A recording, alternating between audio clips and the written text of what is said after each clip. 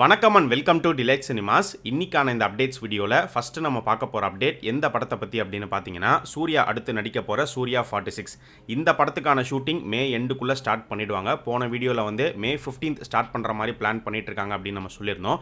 இப்போவும் அதே டேட்டில் தான் ஆரம்பிக்க போகிறாங்களா அப்படிங்கிறது கன்ஃபார்மாக தெரியல. ஒருவேளை ஆரம்பிக்கலாம், அப்படி தள்ளி போச்சுன்னா கூட மே எண்டுக்குள்ளே கண்டிப்பாக ஷூட்டிங் வந்து ஸ்டார்ட் பண்ணிவிடுவாங்க. இந்த சூர்யா 46க்கான பிஸ்னஸை ஷூட்டிங் ஆரம்பிக்கிறதுக்கு முன்னாடியே ப்ரொடக்ஷன் ஹவுஸ் வந்து ஸ்டார்ட் பண்ணிட்டாங்க. படத்தோடைய ஓடிடி ரைட்ஸ் வந்து செல் பண்ணிட்டாங்க. நெட்ஃப்ளிக்ஸ் தான் வாங்கியிருக்காங்க. 85 கோடி ரூபாய்க்கு வாங்கியிருக்கிறதா நியூஸ் கிடைச்சிருக்கு. அண்ட் அது மட்டும் இல்லாமல் இந்த ப்ராஜெக்ட்டுக்கு ஆக்டர் சூர்யா அவருக்கு வந்து ஒரு ஹை சேலரி தான் வந்து கொடுக்குறாங்க. கிட்டத்தட்ட 60 to 70 crores அவருடைய சேலரி அப்படிங்கிற ஒரு நியூஸும் இருக்கு.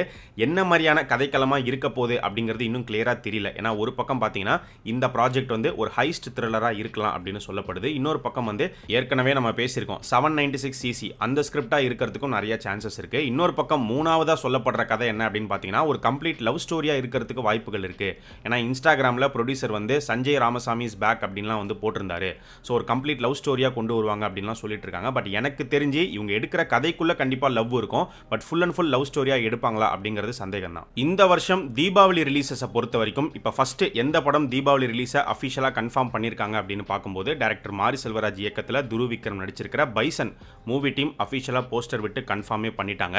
ஸோ பைசனை தாண்டி இந்த வருஷம் தீபாவளிக்கு இன்னும் ஒரு 2-3 படங்கள் ரிலீஸ் ஆகிறதுக்கு சான்சஸ் இருக்கு. அதில் சொல்லப்படுற படங்கள் என்னென்ன அப்படின்னு பார்த்தீங்கன்னா, ஒன்று வந்து சூர்யா இப்போ நடிச்சிட்டு இருக்கிற சூர்யா 45, இன்னொன்று கார்த்தி நடிச்சிட்டு இருக்கிற சர்தார் 2, இன்னொரு படம் விக்னேஷ் சிவன் எடுத்து முடிச்சிருக்கிற LIK.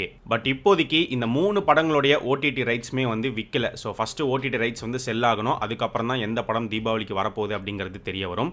சூர்யா 45 ப்ராஜெக்டை பொறுத்த வரைக்கும் ஒன்று தீபாவளிக்கு வரலாம். ஒருவேளை தீபாவளி மிஸ் ஆச்சுன்னா நவம்பர் இல்லைனா டிசம்பருக்குள்ள இந்த படம் வந்து ரிலீஸ் ஆகிற மாதிரி இருக்கும்.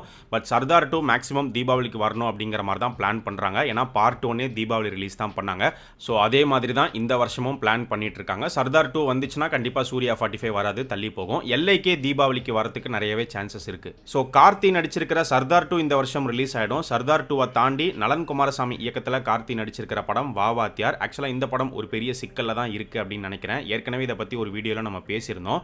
இந்த படத்தோடைய ஓடிடி ரைட்ஸை எப்போவோ மூவி டீம் வந்து அமேசான் பிரைமுக்கு செல் பண்ணிட்டாங்க. அண்ட் அமேசான் பிரைம் வந்து பார்த்தீங்கன்னா இந்த வருஷம் ஃபர்ஸ்ட் ஹாஃப்குள்ள நீங்கள் படத்தை கொண்டு வந்தே ஆகணும் அப்படிங்கிற மாதிரி ஒரு டெட்லைன் கொடுத்துருக்காங்க அப்படிங்கிற நியூஸை வந்து சொல்லியிருந்தோம். இந்த வருஷத்தோடைய ஃபர்ஸ்ட் ஹாஃப் முடியறதுக்கு ரொம்ப நாள்லாம் இல்லை, இன்னும் ஒரு மாதம் தான் வந்திருக்கு. பட் இப்போ வரைக்குமே வாவாத்தியார் படத்தை பற்றி ஒரு கிளாரிட்டி வந்து சுத்தமாக கிடையாது. ஷூட்டிங் வந்து கம்ப்ளீட் பண்ணாங்களா அப்படிங்கிறதே சந்தேகமாக தான் இருக்குது. ஏன்னா அப்போவே பார்த்தீங்கன்னா ஷூட்டிங் இன்னும் கொஞ்சம் பேலன்ஸ் இருக்குது அப்படிங்கிற நியூஸ்லாம் வந்துருந்துச்சு. அண்ட் அது மட்டும் இல்லாமல் இப்போ இந்த ப்ராஜெக்டை வந்து ஸ்டூடியோ கிரீன் தான் வந்து தயாரிச்சிருக்காங்க. இப்போ லேட்டஸ்ட்டாக வந்திருக்கிற ஒரு நியூஸ் என்ன அப்படின்னு பார்த்தீங்கன்னா, மேபி ஸ்டூடியோ கிரீன் கிட்டேருந்து வேற ஒரு ப்ரொடக்ஷன் ஹவுஸ் கிட்ட இந்த ப்ராஜெக்ட் வந்து கைமாறுறதுக்கும் வாய்ப்புகள் இருக்குது. வேற ஒரு ப்ரொடக்ஷன் ஹவுஸ் இந்த படத்தை வாங்கி ரிலீஸ் பண்ணலாம் அப்படின்னு சொல்லப்படுது. ஸோ எவ்வளோ பிரச்சனைகள் இந்த படத்தை சுற்றி போயிட்டு இருக்குங்கிறது கிளியராக தெரியல. இந்த படம் இப்போ உடனே வந்துருமா, இந்த வருஷத்துக்குள்ளே வருமா, இல்லை தள்ளி போகுமா அப்படிங்கிறதுமே வந்து டவுட்டில் தான் இருக்குது. சீக்கிரமாக இந்த படத்துக்கு ஒரு விடிவு காலம் வந்தால் நல்லாயிருக்கும். டைரக்டர் லோகேஷ் கனகராஜோடைய LCU லோகேஷ் சினிமேட்டிக் யூனிவர்ஸ்குள்ளே இப்போ புதுசாக 2 ஆக்டர்ஸ் உள்ளே வரப்போகிறாங்க அப்படின்னு சொல்லப்படுது. எந்த ப்ராஜெக்டில் அப்படின்னு பார்க்கும்போது, லோகேஷோடைய தயாரிப்பில் அவருடைய கதையில் பாக்கியராஜ் கண்ணன் டைரக்ட் பண்ணுற படம் பென்ஸ் படத்தில் ஹீரோவா ராகவா லாரன்ஸ் நடிக்கிறாரு. ஸோ அவர் ஆல்ரெடி இந்த யூனிவர்ஸ்குள்ளே வந்துட்டார். அவரை வெல்கமும் பண்ணிட்டாங்க. இப்போ இந்த பென்ஸ் படத்தில் பார்த்தீங்கன்னா 2 முக்கியமான கேரக்டர் வந்து இருக்குது. அதில் ஒரு கேரக்டரில் வந்து நிவின் பாலி நடிக்க போகிறாரு அப்படின்னும், இன்னொரு கேரக்டரில் வந்து மாதவன் நடிக்க போகிறாரு அப்படிங்கிற மாதிரி நியூஸ் வந்துட்டு இருக்கு. இந்த பென்ஸ் ப்ராஜெக்டை முன்னாடியே அனௌன்ஸ் பண்ணிட்டாங்க. ஆனால் ஷூட்டிங் வந்து ஸ்டார்ட் பண்ணாமலே இருந்தாங்க சில காரணங்களால். பட் இப்போ பார்த்தீங்கன்னா ஃபைனலாக படத்துக்கான ஷூட்டிங் வந்து ஆரம்பிக்க போகிறாங்க. இன்னும் ஒரு வாரம் இல்லை 10 நாளுக்குள்ளே ஷூட்டிங் ஸ்டார்ட் பண்ண போகிறாங்க அப்படிங்கிற நியூஸ் கிடச்சிருக்கு.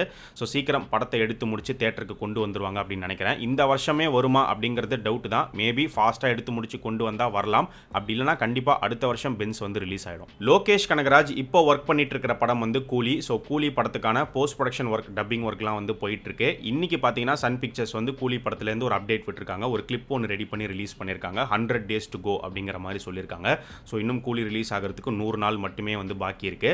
ஸோ எனக்கு தெரிஞ்சு படத்தோடைய ப்ரொமோஷன்ஸ் வந்து அடுத்த மாசம்லேருந்து ஸ்டார்ட் பண்ணுவாங்க அப்படின்னு நினைக்கிறேன். வெயிட் பண்ணி பார்ப்போம். கூலிக்கு அடுத்து இப்போ சூப்பர் ஸ்டார் நடிச்சிட்டு இருக்கிற படம் ஜெயிலர் 2. இந்த படத்துக்கான ஷூட்டிங் ஸ்டார்ட் ஆகி போயிட்டு இருக்கு. ஸோ இந்த ஜெயிலர் 2ல பார்த்தீங்கன்னா பார்ட் 1ல வந்து சிவராஜ்குமார், மோகன்லால் இவங்க 2 பேரும் வரப்போறாங்க. இவங்களை தாண்டி பாலையாவும் இந்த படத்தில் ஒரு கேமியோ கொடுக்க போறாரு. இவங்க இல்லாமல் வேற இன்னும் எத்தனை பேர் வரப்போறாங்க அப்படிங்கிறது போக போக ஒவ்வொன்றா நமக்கு தெரிய வரும். ஸோ அந்த வகையில் இப்போ மோகன்லால் வந்து பார்த்தீங்கன்னா ஹிருதயபூர்வம் அப்படிங்கிற ஒரு படத்தில் நடிச்சிட்டு இருக்காரு. ஷூட்டிங் போயிட்டு இருக்கு. ஸோ அந்த படத்தோடைய செட்டுக்கு ஜெயிலர் 2 படத்தோடைய டைரக்டர் நெல்சன் வந்து போயிருக்காரு மோகன்லாலை மீட் பண்ணுறதுக்கு. ஜெயிலர் 2 ஷூட்டிங்க்கு நடுவில் நெல்சன் மோகன் மோகன்லாலை போய் சந்திச்சிருக்காரு அப்படின்னா அப்போ ஒரே காரணமாக தான் இருக்க முடியும். மேத்யூவா அவருடைய கேமியோ அப்பியரன்ஸ் பற்றின ஒரு டிஸ்கஷன் நடந்திருக்கும் அப்படின்னு நினைக்கிறேன். என்னை பொறுத்த வரைக்கும் பார்ட் 1லே சிவராஜ்குமார் அண்ட் மோகன்லால் இவங்களுடைய கேமியோ அப்பியரன்ஸை நம்ம பார்த்துட்டோம். ஸோ மறுபடியும் பார்ட் 2லையும் இவங்களை வெறும் கேமியோக்கு மட்டும் யூஸ் பண்ணாமல் ஃபுல் ஃப்ளெஜ்டு கேரக்டராக எழுதி ஒரு மல்டி ஸ்டாரராக கிரியேட் பண்ணாங்கன்னா செமையாக இருக்கும். ஆனால் கண்டிப்பாக அப்படி பண்ண மாட்டாங்க. ஏன்னா சூப்பர் ஸ்டாருக்கு தான் ஃபுல் ஃபோக்கஸ் கொடுப்பாங்க. மறுபடியும் கேமியோ அப்பியரன்ஸுக்கு தான் இவங்க 2 பேருமே வந்து யூஸ் பண்ணுவாங்க. பட் அட்லீஸ்ட் அதில் என்ன எக்ஸைட்டிங்காக பண்ணுறாங்க, சர்ப்ரைஸ் பண்ணுறாங்க அப்படிங்கிறது தான் இருக்குது. ஸோ நெல்சன் ஏதாவது பண்ணுவாருன்னு நினைக்கிறேன். வெயிட் பண்ணி பார்ப்போம். தளபதி விஜய் இப்போ நடிச்சிட்டு இருக்கிற படம் ஜனநாயகன். ஸோ கொடைக்கானல் ஷெட்யூல் வந்து ஒரு சின்ன ஷெட்யூல் தான். விஜய் வந்து ஃபாஸ்ட்டாக போய் கம்ப்ளீட் பண்ணிட்டு திரும்ப வந்துட்டாரு. அண்ட் இந்த ஜனநாயகன் படத்தை பற்றி இன்னைக்கு லேட்டஸ்ட்டாக வந்துட்டு இருக்கிற ஒரு நியூஸ், சோஷியல் மீடியாவில் ஸ்ப்ரெட் ஆகிட்டு இருக்கிற ஒரு நியூஸ் என்ன அப்படின்னு பார்த்தீங்கன்னா, இந்த ஜனநாயகன் படத்தில் விஜயோடைய கேரக்டர் பேர் வந்து தளபதி வெற்றி கொண்டான் அப்படிங்கிற மாதிரி சொல்லப்படுது. இது கேட்கும் போது இது ஒரு ஃபுல் பேராகவே தெரியலையே, என்னையா பேர் இது அப்படிங்கிற மாதிரி தான் இருக்குது. ஆனால் இதான் அவருடைய பேர், டிவிகே, தளபதி வெற்றி கொண்டான் அப்படிங்கிற மாதிரி சொல்கிறாங்க. கன்ஃபார்மாலாம் தெரியல. டிவிகே உடைய ரெஃபரன்ஸ் எப்படியாவது ஜனநாயகன் படத்துக்குள்ளே கொண்டு வந்துருவாங்க இருக்குங்கிறது எல்லாருக்கும் தெரிஞ்ச ஒரு விஷயம் தான். ஆனால் விஜயோடைய கேரக்டர் பேர்லேயே கொண்டு வருவாங்க அப்படிங்கிறது அன்எக்ஸ்பெக்டடாக தான் இருக்குது. முதல்ல இது உண்மையாக ரூமரா அப்படிங்கிறது போக போக தான் நமக்கு தெரிய வரும். இது மட்டும் இல்லாமல் இன்னொரு விதமாக சொல்லப்படுற நியூஸ் என்ன அப்படின்னு பார்த்தீங்கன்னா, இந்த படத்தில் விஜய் வந்து டிவிகேவை அவருடைய கையில் டாட்டூ பண்ணியிருப்பாரு அப்படின்னுமே வந்து சொல்லப்படுது. இந்த நியூஸை கேள்விப்பட்டதுக்கு அப்புறமா கன்ஃபார்மாக ஜனநாயகன் வந்து பகவந்த் கேசரி தான் அப்படிங்கிற மாதிரி சொல்லிட்டு இருக்காங்க. ஏன்னா இப்போ எப்படி ஒரு நியூஸ் வந்திருக்கோ இதே மாதிரியான ஒரு விஷயம் வந்து பகவந்த் கேசரி படத்துலையும் இருக்கு. இப்போ நம்ம பாலையா, அவருடைய ஃபுல் நேம் வந்து நந்தமுரி பாலகிருஷ்ணா, அவரை ஷார்ட்டா பாலையான்னு கூப்பிடுவாங்க. இன்னும் ஷார்ட்டா பார்த்தீங்கன்னா என்பிகே அப்படின்னு கூப்பிடுவாங்க. ஸோ அதே மாதிரி அந்த பகவந்த் கேசரி படத்தில் அவருடைய பேர் என்ன அப்படின்னு பார்த்தீங்கன்னா நிலகொண்டா பகவந்த் கேசரி, என்பிகே. அதே மாதிரி இங்கே பார்த்தீங்கன்னா டிவிகேவை வந்து தளபதி வெற்றி கொண்டான், இதுதான் அவருடைய பேர் அப்படிங்கிற மாதிரி சொல்லிட்டு இருக்காங்க. இதை வச்சு அவ்வளோதான் பகவந்த் கேசரியே தான் அப்படிங்கிற மாதிரிலாம் மீம்ஸ் போட்டுக்கிட்டு வராங்க. ஹீரோஸ் வந்து டேரக்டர் ஆகிற ஒரு புது ட்ரெண்ட் வந்து இப்போ கிரியேட் ஆகிட்டு இருக்கு அப்படின்னு நினைக்கிறேன். ஏன்னா நிறைய ஹீரோஸ் வந்து பார்த்தீங்கன்னா ஸ்கிரிப்ட் எழுதி அடுத்தடுத்து டைரக்ஷன் பண்ணுறதுக்கு தயாராகிட்டே வராங்க. அந்த வகையில் மலையாளம் இண்டஸ்ட்ரியிலிருந்து மார்க்கோ படத்தோடைய ஹீரோ உன்னி முகுந்தன் இன்னைக்கு லேட்டஸ்ட்டாக அஃபிஷியலாக ஒரு போஸ்ட் போட்டிருக்காரு. அவர் வந்து அடுத்து ஒரு பெரிய படம் வந்து டைரக்ட் பண்ண போறாரு. அதில் அவரே தான் ஹீரோவாகவும் நடிக்க போறாரு. ஸோ அந்த ப்ராஜெக்ட் வந்து ஒரு சூப்பர் ஹீரோ ஃபிலிம் அப்படிங்கிற மாதிரி கன்ஃபார்ம் பண்ணியிருக்காரு. ஸ்ரீ கோகுலம் மூவிஸ் அவங்க தான் வந்து ப்ரொடியூஸ் பண்ண போறாங்க.